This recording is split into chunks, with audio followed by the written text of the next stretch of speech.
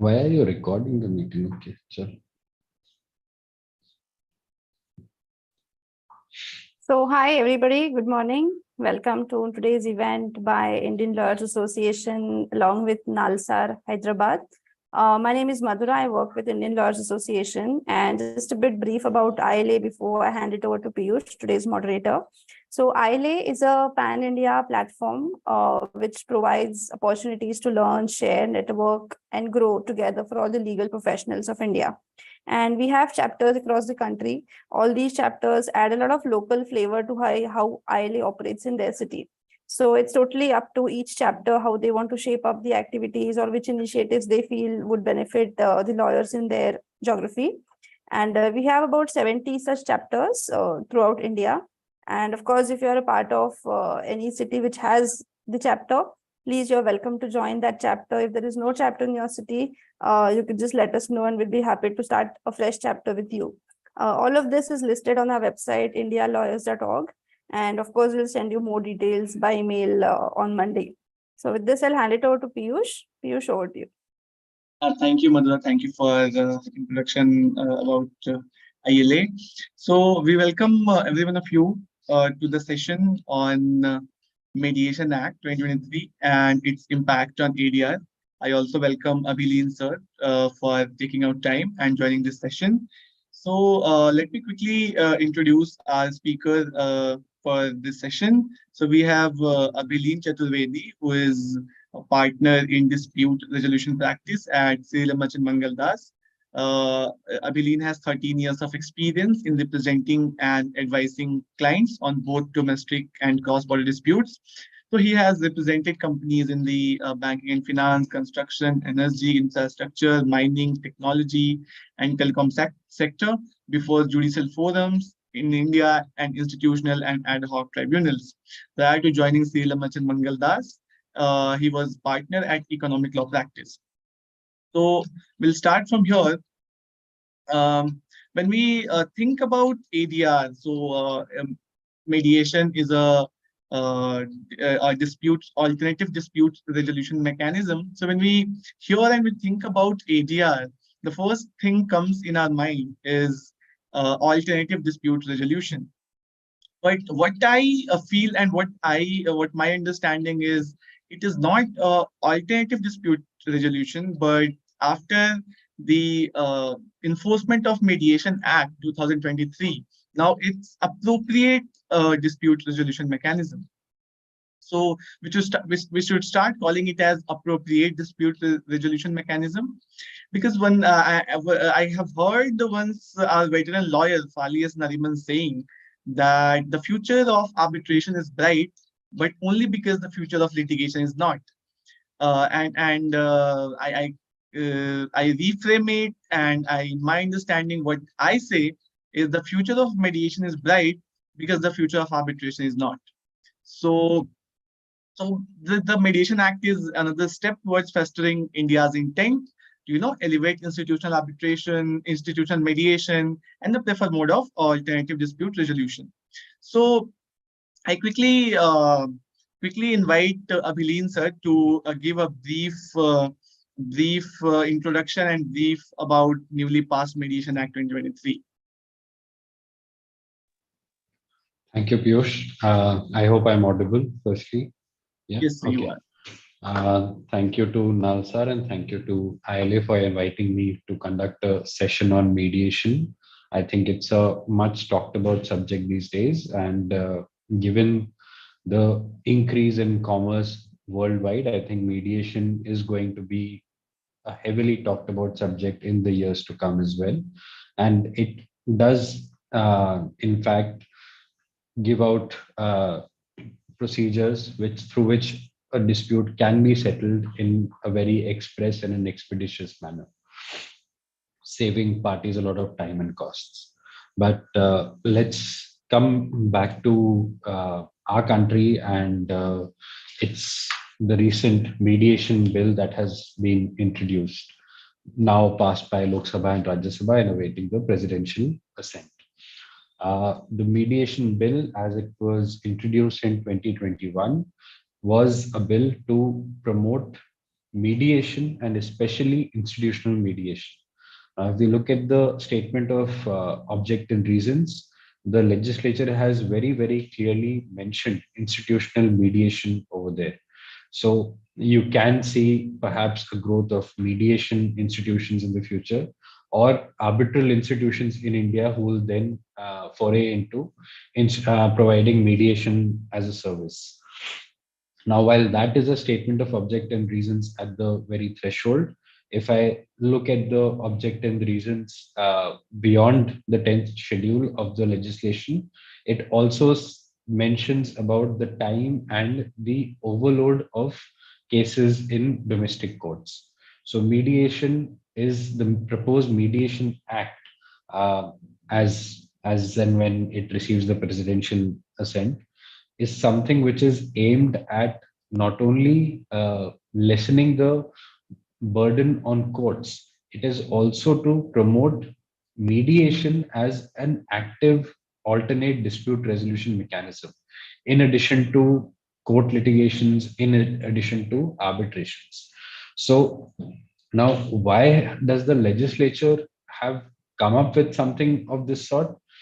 Well, I mean, the benefits of mediation are known to all, and the evils of litigations in India, namely the backlog of cases and the longevity of the process, is also something that is known to all parties.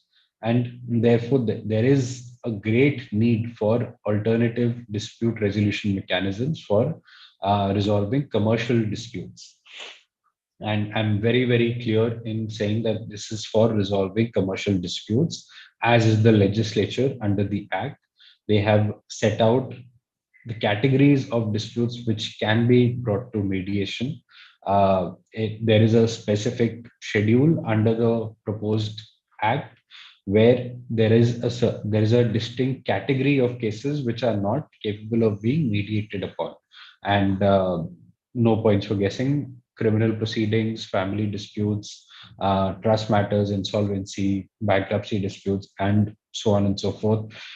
Disputes which are before certain, which are only supposed to be brought before a type of tribunal or a court, those will not be capable of being mediated upon. Now, coming back to the act as of now is towards processes of mediation conducted in India. So mediation where, if I can borrow a concept from arbitration, the seat, if that seat happens to be in India. I'm just taking it as an example. Please don't take it that seat as in the lex arbitrary is something in India. So where the jurisdiction of the dispute is in India, this act covers those type of mediations. There is a category which also deals with international mediations. And again, international mediation is something where one of the parties or individuals or the body corporate is a party other than an Indian party. Even in that situation, the subject matter of the dispute has to be capable of being brought for redressal before a court. So the the point being that this act will only deal with mediation seated in India. The act, amongst other things, it defines what a mediation agreement is, and it in fact defines what mediation is as well. Now, it defines as mediation shall be a process whether referred to by expression mediation, pre-litigation mediation, online mediation, community mediation, conciliation, or an expression of similar import whereby party or parties request a third person referred to as mediator or mediation service provider to assist them in their attempt to reach an amicable settlement of a dispute. So the dramatis personae of any mediation process being the parties concerned, as well as a third party who will act as a mediator. Now, how is it that a dispute will go to mediation? There has to be a mediation agreement. Now, what is exactly a mediation agreement? Mediation agreement has to be in writing, and it could refer all or certain category of disputes which may arise between the parties to mediation. Like the Arbitration Act, the present mediation bill also defines what in writing means, and similar to the Arbitration Act, a mediation agreement shall be considered to be in writing if it's in a document signed by both the parties, it's in an exchange of communications or letters, including through electronic form. Uh, it could be referred to in a pleading in a suit, and which has not been denied by the party defending that particular suit. Uh, now, uh, as far as the form of mediation agreement is concerned, I've just set out the qualifying criteria. Interestingly, in the new bill, it says that regardless of whether there exists any mediation agreement between the parties or not, before initiation of any proceedings of commercial nature, parties must necessarily go in for a compulsory mediation process. So this is something that the legislature has clearly intended, that whether it be any category of disputes, as long as there is a commercial element to it, parties must first exhaust a mediation process, and then the mediation the court process can be accepted. Now, how will you conduct the mediation? The mediation will be conducted before an arbitrator or through a mediation service provider. The mediator, should be registered with the council. I'll come to the council also in a bit. There is the legislation proposes a mediation council of India. I'll just go through that in slightly ahead.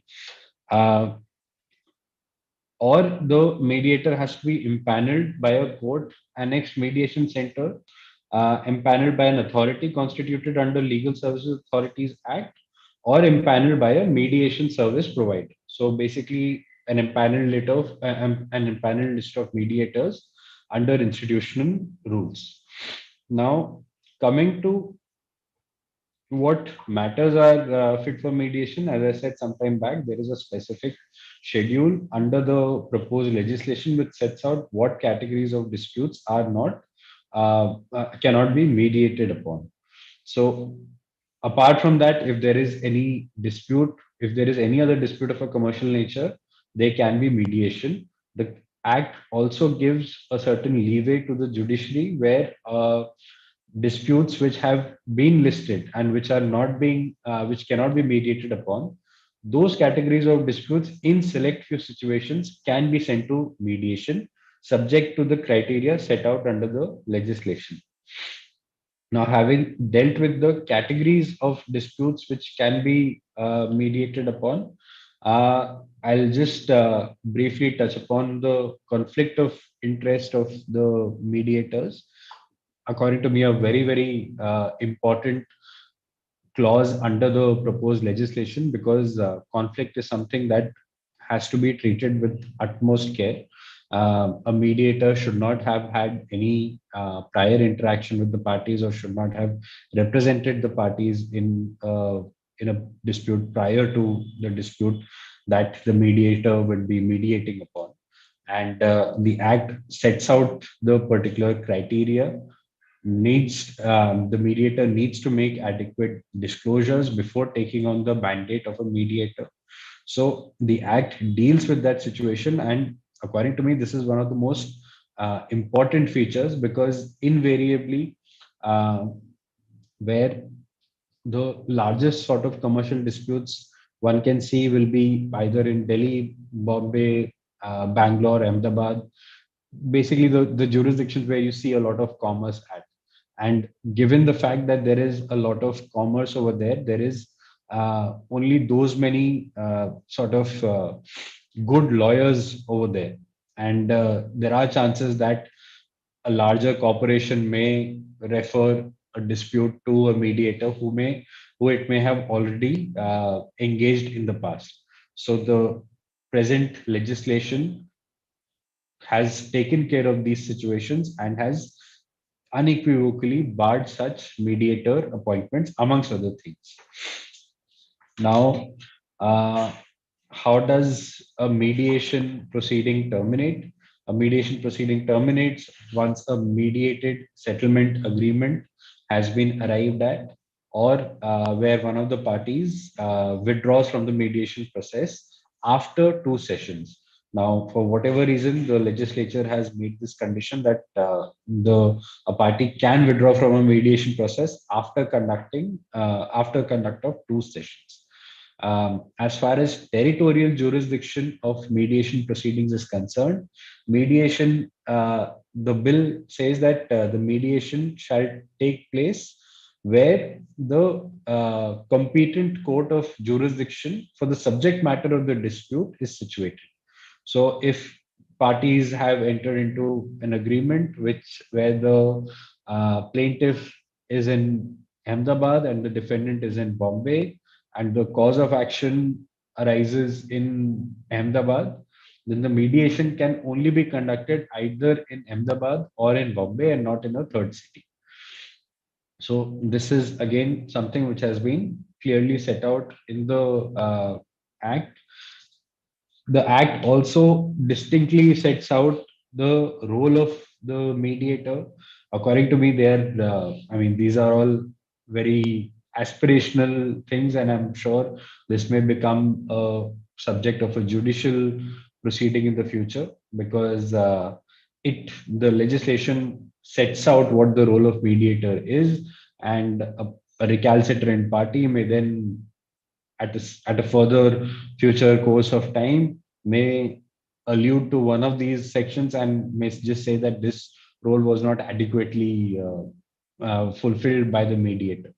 But again, I don't have a crystal ball in front of me, so maybe I am jumping the gun. But I thought that the role of mediators is something which can be made subject to litigation proceedings in the future. Now, having said that, there is also a confidentiality which is supposed to be maintained to the entire mediation process. Again, something, according to me, very, very pivotal and very, very important to a mediation process. Uh, the Act distinctly says that there cannot be any video or an audio recording of the mediation proceedings. Of course, the mediation service provider or the mediator can maintain a record of the proceedings, but these will not be disclosed to any third party, and this is only to maintain records for that particular mediator or the mediation service provider. Now, after that, the mediator is also the mediator can then, while these proceedings are supposed to be confidential, the privilege is not attached to this if the mediation proceedings are needed in a court proceeding of any sort, or if the court or an investigating authority specifically directs that these proceedings may be disclosed. The Act, interestingly, also makes it very, very clear that a mediator cannot be appointed as an arbitrator or in the same dispute at a later point of time. The mediator cannot represent either of the parties in a future arbitration or a litigation process. And it also says specifically that the mediator under this mediation process cannot be called upon as a witness in any other proceeding.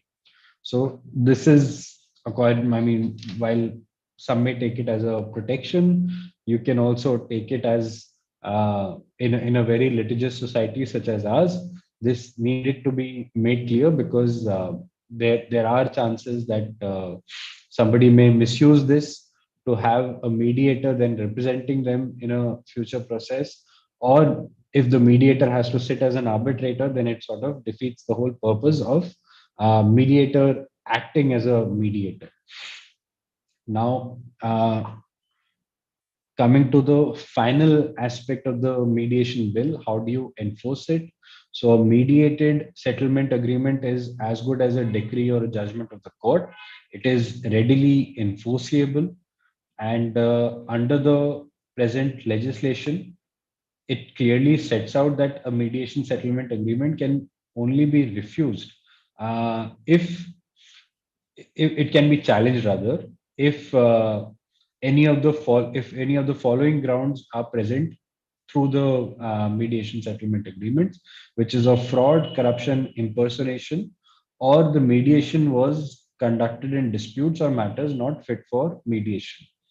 Like the Arbitration Act, where the parties are given 90 days to challenge an award, under the mediation bill as well, parties are given 90 days to challenge a mediated settlement agreement. Of course, the court has also been granted the power to condone the delay of, should there be a party which wants to challenge a mediated settlement agreement after 90 days, for good cause shown, this delay can be condoned by a court of law. The Act also makes provisions for online mediation. Uh, Online mediation, as all of us know, online mediation, online arbitration is again something that is being talked about, that is being actively being considered as an alternative to litigation. Personally speaking, I don't think all adversarial proceedings can be conducted online in their entirety. Uh, Things like cross-examination or final hearings need to be conducted in person, but that's just a personal opinion. And if the legislature comes up with some rules tomorrow that parties have to conduct online mediation or online arbitration, I will also have to toe the line. But coming to Mediation Council of India, now Mediation Council of India in the present legislation is one of the most important bodies under the mediation bill, and it will have a significant say in mediation processes in India. Why I say that is that Mediation Council of India is something that will register mediators. It will also accredit the mediation service provider, namely the institutional centers which provide mediation as a service. So this is the body which will accredit those mediation institutions or mediators who will be members of this mediation council. The council members of the Mediation Council of India are largely central government appointed individuals, or if not central government appointed individuals, uh, in some way or the other, there is the government role in appointing those mediation council members. So it may largely be something which has a lot of government say in the process. Um, I don't think it's particularly bad to have a government representative over there. It's always good to have people from different backgrounds, but I hope in the future there are independent parties also appointed to mediation council, because it's very hard to imagine that a government representative may speak of interests other than government interests. And to have a successful mediation council or a successful mediation process, you need ideas and you need inputs from all stakeholders of the process. Again, a personal opinion. As of now, the legislature provides the Mediation Council of India. Once notified, there will be one, and which will be the sole body responsible for registering and empaneling mediators. Now, coming to one unique feature of the legislation, this is something called a community mediation.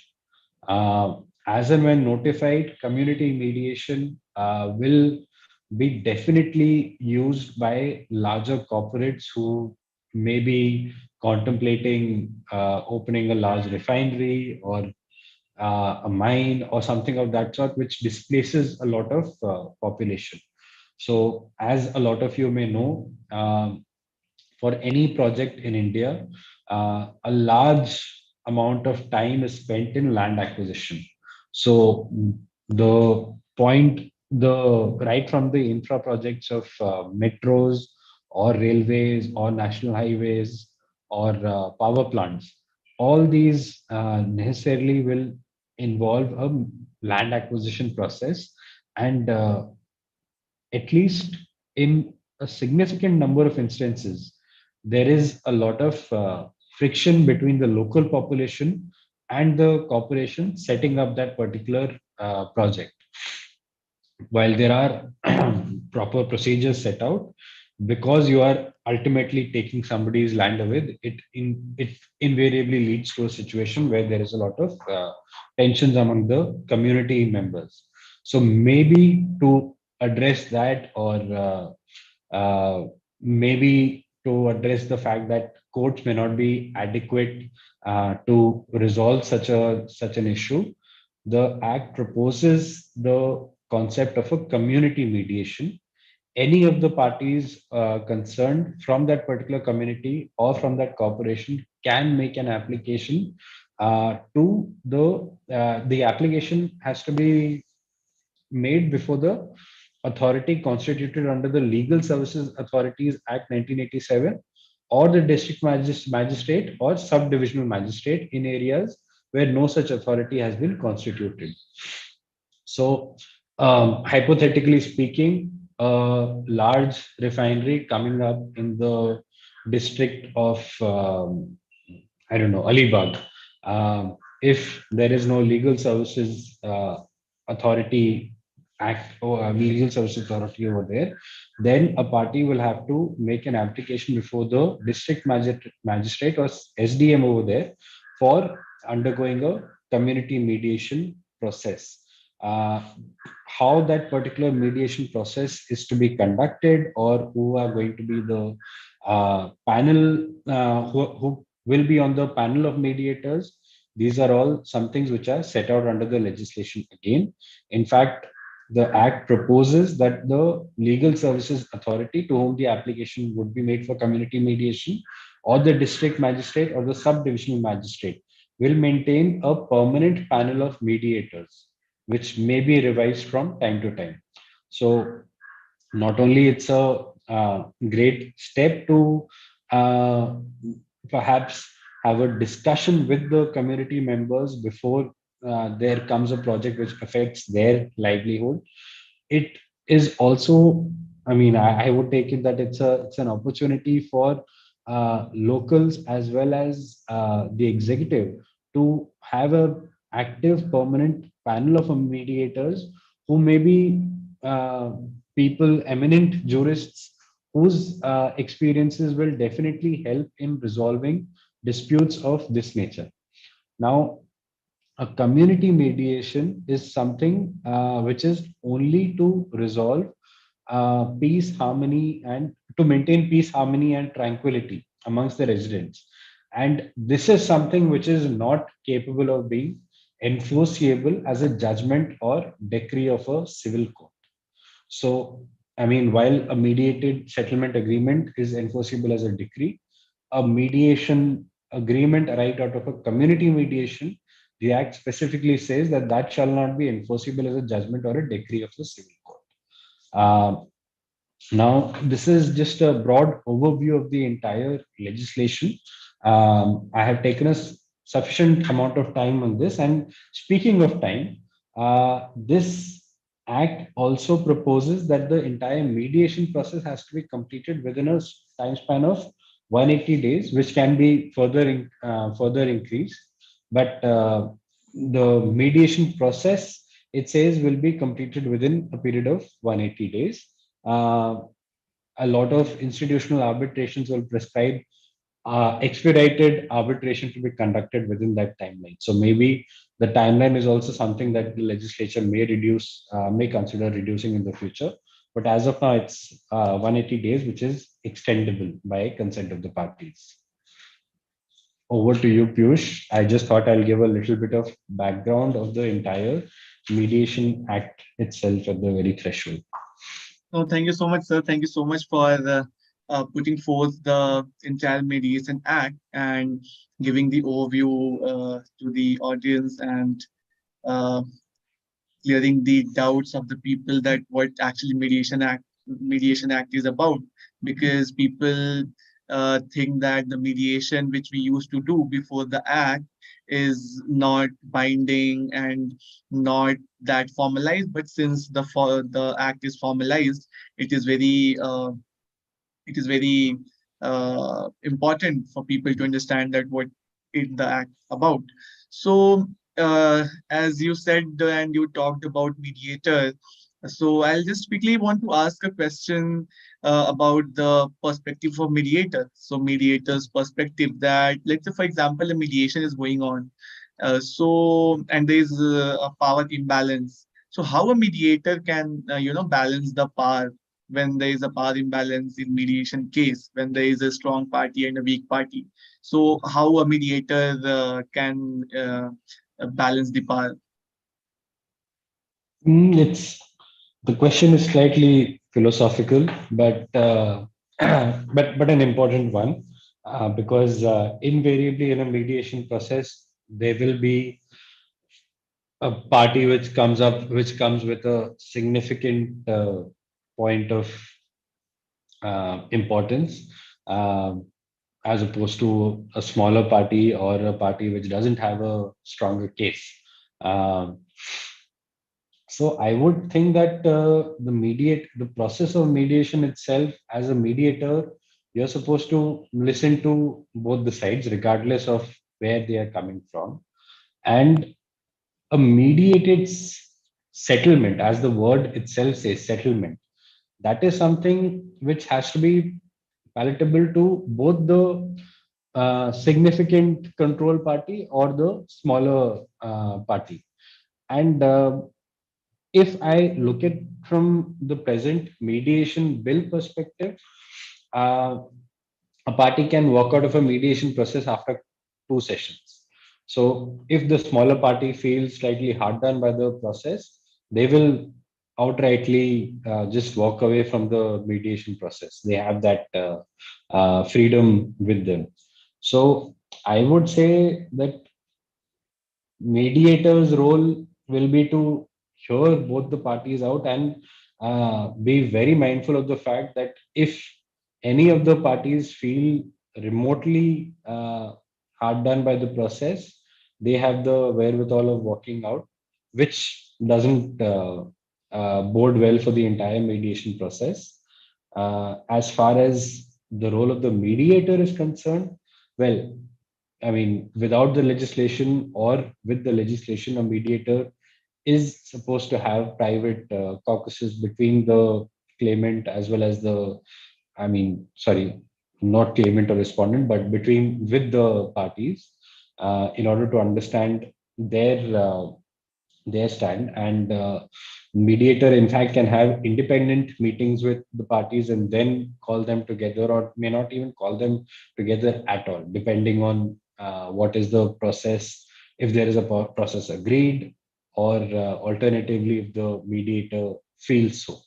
So while the question is important, I would say that if the mediator is not able to maintain an equilibrium for both the parties, it will defeat the whole purpose of the mediation process, and the process itself will fail.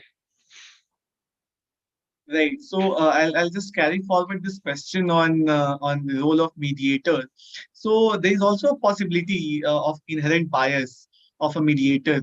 So I would ask you that how to overcome that inherent bias of a mediator. For example, a mediator forms an opinion against a party, Mhm. that if a party is coming from a particular country, so that party would be like that way, or that part the other party would be that way. So because there is an inherent bias in every person, like we are human beings. So how to overcome that? I think if a person has inherent biases, then that person should not sit as a mediator in the first place. But having said that, there are only so many things that can be set out in on a piece of paper for maintaining the independence of a mediator. So, like in the present legislation, and I'm sure if the institutions which provide mediation, if they come up with rules of mediation, they will also set out proper criteria for maintaining independence of mediators. Now, while independence is something which can be set out on a piece of paper or on a piece of paper or in institutional rules, impartiality is something which is a state of mind. So, going into a process, if any of the parties feel that there is an inherent bias, uh, with a mediator, they of course have the power to walk away from the process. Uh, if a person has an inherent bias, then personally speaking, that person is not fit to be a mediator. And but I must also try to allay some apprehensions over here. Uh, Generally, mediators who act so, they are persons of very high integrity, and the world over, some of the mediations which have been conducted, they could not have been done so if the persons were not of such integrity. I'll give you an example. There were disputes between Equatorial New Guinea and Gabon.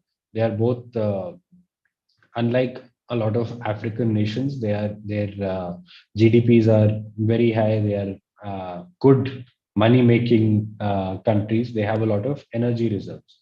Now, one of the dispute over there was that a part of an island which was closely in proximity with Gabon and Equatorial New Guinea, that was forcefully acquired by Equatorial New Guinea, but the population over there was Gabonese. Uh, the Equatorial New Guinea contended that this particular island belongs to their territory, and Gabonese people said that because their population resides there, the island should be theirs. Now, this is this is only for the oil reserves around that particular island. That's the point of conflict. It's not like the countries were there to for the cause of the people. It's for the exploitation of natural resources. Ultimately, this issue was resolved by a mediator, not even an arbitration, not an international court of justice proceeding. This was resolved by mediation. So the point that I'm trying to make is that the mediators have such high caliber of sitting into disputes of this nature, of this seriousness. And while we are dealing with predominantly commercial disputes, I'm sure whosoever will get appointed as mediator may just then have to only take the role of a mediator and not take up active representative work in arbitrations or litigations, because chances of conflict increase all the more. Thank you, sir. So now we'll talk about Mediation Act, as you have briefly put forth the Mediation Act, and the topic today also of mediation, the summarizing the Mediation Act. So the major drawback which I see in the Mediation Act, that the Act does not provide for enforcement of a mediated settlement agreement from international mediation conducted outside India. So what do you think, according to you, what would be its impact on the foreign parties or Indian parties doing mediation outside this country? I mean, that will only come into question if that particular mediated settlement agreement is supposed to be enforced in India. Uh, Now, that will be the first criteria, if that mediated settlement agreement has to be enforced in India. If it has to be enforced outside of India, there is nothing with respect to the mediation bill. But if it has to be enforced in India, you can always file a suit right now and ask the court for a decree on the basis of that particular suit. Of course, the other party will also have an equal say in the process. It will run like a normal civil suit. Now, if the question is that uh, there is international conventions which advocate for mediations, and the Act does not provide for enforcement of foreign seated mediated settlement agreements, then yes, it doesn't. Um I would assume that this is something that the legislature may come up with in the future. As of now, the global convention, the Singapore Convention on Mediation, that has few parties who have ratified it. There are lots of signatories to the convention. there are fewer parties who've ratified it, and a lot of significant jurisdictions of the world, they are yet to ratify the mediation convention. Maybe they want certain more changes in the existing convention, or maybe they are just waiting it out. Uh, Again, absolutely a personal opinion of mine. I would think that India should also tread carefully, and let's say the success of this particular bill within the country, for us to then open it up to foreign mediated settlements. Of course, we are parties to the convention. We also have not ratified it as yet. And but in the future, if mediation does become successful, I'm sure the legislature will make the necessary amendments. As of now, if you ask me, as I said, personally speaking, it's according to me, it's fine as of now. Let's deal with mediations domestically first, and then look at the enforcement of mediated settlements from outside the country. Yeah, so as you talked about the Singapore Convention of Mediation, Yeah, so yeah. so India was the first who signed the Singapore Convention in 2019. But in this act, in Mediation Act 2023, India, it's like it chose not to incorporate Singapore Convention. Like we have in Yes. arbitration, we have New York Convention, Geneva Convention, but India did not include Singapore Convention. So, according to you, what would be its effect on mediations? Because Singapore Convention, contemplates the enforcement of mediated settlement agreement in the courts of home country of the other of the counterparty. But the Mhm. Act does not provide for enforcement of mediated settlement agreement from international mediation. So, what would be its effect? I mean, the effect is that a foreign mediated settlement is not capable of being enforced in India right now as a decree. Unlike the New York Convention, unlike an arbitral award from a New York Convention country, which can be brought into India directly for enforcement. If the question is that should the legislature have at least made provisions for enforcement of mediated settlement agreements outside of India, yes, they could have, and maybe notified them at a later point of time, because, well, enacting a legislation is not an easy thing. You don't do it. I mean, it has its own processes.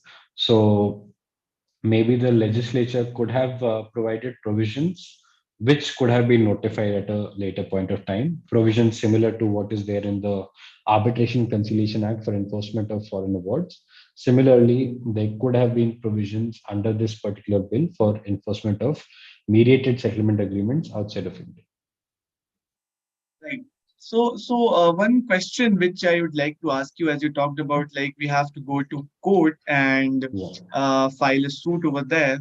So, yeah. according to you, what is the possibility of reduction of workload on judiciary due to induction of Mediation Act? Or still party would fear from going to mediation in the high stake matters, or they prefer arbitration because the act provide that the enforcement and challenge of a mediated settlement agreement lies Yeah, before the court or tribunal of the competent jurisdiction, right? So while these yeah. elements are essential for making the mediated settlement agreement final, binding, enforceable, uh, but we need to also understand that judicial interference in India threats the expedited timelines of resolution of any disputes, like what is happening in arbitration regime today. So, what is your opinion on this? I mean, see, parties have to look at it as an adequate measure of resolving disputes, commercial disputes amongst them. The legislature can only provide the law. It's ultimately for the parties to use it, implement it. Uh, it will definitely reduce a lot of time and time and cost. Mind you, I forgot to mention that, and the Act specifically says that unless otherwise agreed between the parties, costs will be shared between the parties of the mediation process. So you are saving on a lot of cost and timelines to achieve this particular result. Now, if the question is that how will larger corporates see this, you'd be surprised that a lot of private corporations may be open to mediations. And in fact, mediations with public sector undertakings where they spend years and years on arbitration and years on subsequent litigation for enforcement of those arbitral. So they'll definitely take this as a welcome step. Right. So the other question which I would like to ask that Yeah. so can a full-time arbitrator be appointed as a mediator? And if yes, what is the what are the challenges that the arbitrator, the mediator would face because mediation is a non-adversarial process and it requires a lot of patience also. Yeah, you said it. You answered the question. You answered the question in the question itself. It's the fact that an arbitration is an adversarial process, and mediation is a process where the mediator is actively under negotiations or discussions with each of the parties and has to understand their case. And maybe the role over there is to resolve a dispute as opposed to adjudication of a dispute. So a whole time arbitrator sitting as a mediator, I don't see anything wrong with that as long as they can follow the principles of mediation. But if a person has been an arbitrator for years and years, I don't think it's very easy to suddenly switch sides. So all the questions that you asked me earlier of inherent biases, of of the large party bias, of the smaller party consideration, all of those may just creep in. So I mean that's it's there's a human being at the end of the day over there. So you may not want to have a person who has acted in more than some 100 arbitrations act as a mediator in a commercial dispute. But again, you'd be surprised. I mean, all of us may be surprised by the way a mediator takes on that particular job. So one last question I would like to ask, and then we can open for Yeah. questions. There is Uh, a question that I see in the chat box. right. Uh, Uh, Arbitration, mediation, conciliation, which one is better? So mediation, conciliation can be used interchangeably. They are one and the same processes. Um, I mean, I think it largely depends on the parties as to how what how good or bad arbitration or mediation is to them. If you ask me, as we said, mediation is something that you can use to resolve a dispute quickly, lesser cost, in a more open manner because you have an active say. There is no formal requirement of a statement of claim or a statement of defense or a witness examination or a cross examination or a final hearing. There is active listening for both the parties, but that may not be a fruitful process in a lot of situations. So you may ultimately have to go to arbitration. It depends. It depends on the facts and situation of that particular dispute. Sorry, Piyush, you also had a question. Yeah. one question I would like to ask that do you think, in your opinion, that there should be a schedule of eligibility of a person to act as a mediator, like Section 5 or 7 or Schedule 5 or 7 of the Arbitration Act? Yeah, there will be. And I mean, even if I may not have discussed it over here, but I'm sure the Mediation Council of India will come up with rules for who can act as mediator.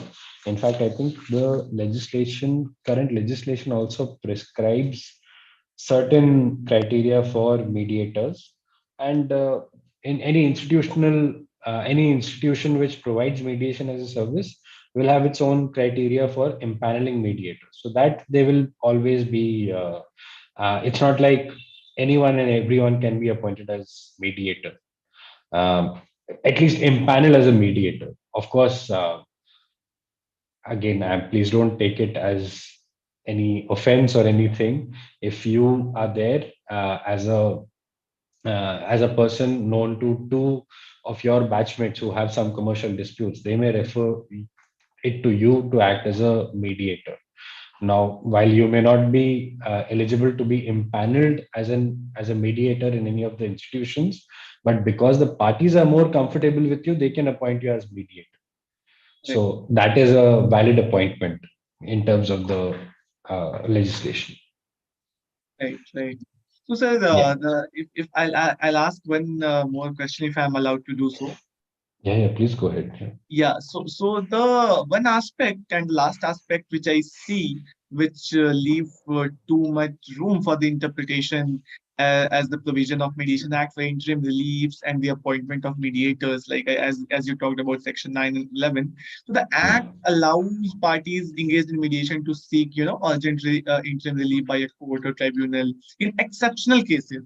So either before the commencement of or during the continuation of, mediation proceedings under the Yeah, Mediation Act. So, yeah, so unfortunately, the Act does not define what circumstances may be considered as exceptional. Thus, it yeah. leaves a large, broad room for, interpretation. So, what do you think, according to you, where I think grant of interim relief will largely be, will largely be still governed by your principles of issuing injunction. So, which is your urgency, a good prima facie case, an irreparable harm and injury being caused, and if the relief is not granted, then ultimate decree may be a nullity. So those four criteria which are there to for granting of any interim relief under Order 39 Rule 1 of CPC or a Section 9 proceeding under the Arbitration Act, those will still be applicable over here. I don't see it any other way. So, one question I have received personally, Yeah. that a person has asked that what would be the effect of newly passed mediation on arbitration? Whether so, what would be its impact on arbitration? So I think you have answered this question, but I think you can shed some more light that there will Yeah. be So positive or negative impact on that. I would assume that the question is with respect to what happens to the ongoing arbitration proceeding in light of the new legislation. Right, If right. that is the question, then those pre-existing arbitrations will still continue. Uh, of course, at a later point of time, if there's some judicial interpretation that proceedings of a commercial nature will include every proceeding of a commercial nature, even those proceedings after arbitration is completed, then the present legislation may impact the ongoing arbitrations as well. But as of now, given the fact that it's not something which will affect retrospectively and only will come into picture prospectively, therefore it will not have any impact on an existing arbitration or a litigation. Um like but having said that, there are times when courts of law, for instance, they will have a huge number of cases in district courts, commercial suits. They will then organize lok adalats on weekends to have a discussion over a settlement of those commercial disputes. That will still exist, but to say that this bill will have an impact on an existing litigation or an arbitration, that I don't imagine it. So one more question has come. Sahil Agarwal has asked one question that Yeah. what is the landscape of mediation? Like what is the landscape of institution with regards to institutional mediation? So what are your opinion on that? That institutional arbitrations, how it will come in existence when we talk about institutional mediation in India? There are institutions which provide for mediation. There is Indian Institute of Arbitration and Mediation. There is, I think, there are specific rules for mediation by the Delhi International, now India International Arbitration Center as well. Then your ICC as well as SIAC rules have specific rules for mediations. So either they will come in, if you ask me what the landscape is going to be for mediation, either they will come and capture the market for mediation, because at the end of the day, it's a business service. Either they will capture that, or there will be more specialized institutions coming up in India who will only offer mediation as a service. So I think we'll take, I have a couple of questions. We'll take one more question that Himanshu Raj is asking one question that the Act provides for that a party can go for mediation even if they don't reach the mediated settlement agreement. And so after after filing a suit in the court, parties can still, request the court that they want to go for mediation. So is there a possibility that the parties can request the arbitral tribunal to go for mediation? Interesting question. So, as I understand, in a litigation, parties have been given the wherewithal to go for mediation. Is there something under the arbitration process where parties can go for mediation? Is that correct? Right. Yeah. So, I mean, hypothetically speaking, nothing stops, not hypothetically, genuinely speaking, nothing stops any party to go in for a mediation while their arbitration proceedings are pending. They can, I mean, they can keep that proceeding confidential, or they can inform the tribunal that they are exploring that particular mediation, and may ask for a stay of the proceedings before the arbitrator to explore the possibility of a settlement. Uh, if the question was, are there any specific rules to that effect, at least in the Arbitration Act or in a lot of Indian institutional arbitration rules, this particular integer is not there. But SIAC and SIMC, they have something called ARB-Med ARB. So you initiate arbitration, and then you undergo a mediation process, and then you come back to arbitration. Again, that clause has to be specifically incorporated in the agreement between the parties. So either that clause exists, or the parties agree to it post facto, that is after the dispute has arisen. Yeah, so thank you so much, sir. If anyone has any question, feel free to ask. Otherwise, we will end this session. So we'll wait for the next 2 minutes. If you have any question, you can ask. Yeah. So Swapnil Vyas. in case of judiciary going for mediation, permission with lower courts and high court is sufficient. I don't. In case of judiciary going for mediation, permission with lower courts and Swapnil, I don't understand. Could you please elaborate on this a bit? Okay. I mean, I'll just, in case of judiciary going for mediation, permission with lower courts and high court is sufficient.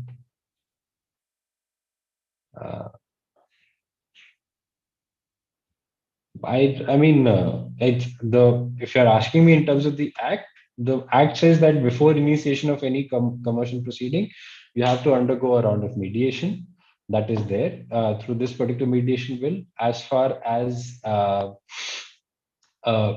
historic reference is concerned, under section 12A of the Commercial Courts Act, there is a mandatory mediation process after filing of the suit.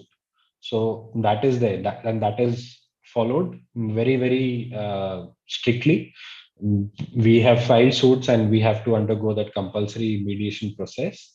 Of course, more often than not, it's unsuccessful, but that at least is a process which is followed under the Commercial Courts Act. What are your views on pre-litigation mediation under Mediation Act and pre-institutional mediation under Commercial Courts Act? I think I just answered that question. That Under the Commercial Courts Act, it's largely restricted to suits. Under the proposed mediation bill, the area of impact will be larger. So as I said, it says proceedings of commercial nature, any proceedings of commercial nature. So that is not just with restricted to suits, whereas Commercial Courts Act would be. So is there any other question you can ask? Otherwise, we'll wait for 1 more minute.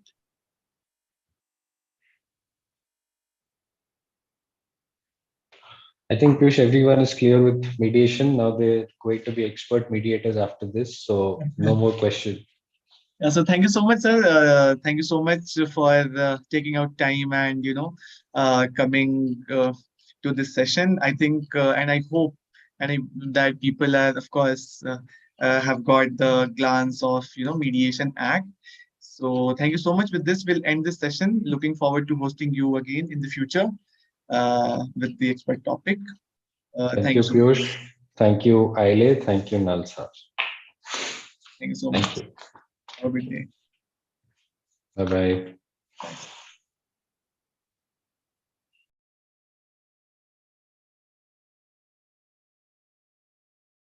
Bye. Amrita, could you please take care of everything? I'm leaving this session, right? Yes, sir. Sure. Sir. Yeah. Okay. Thank you. Thank you so much. Yes, sir. Thank you.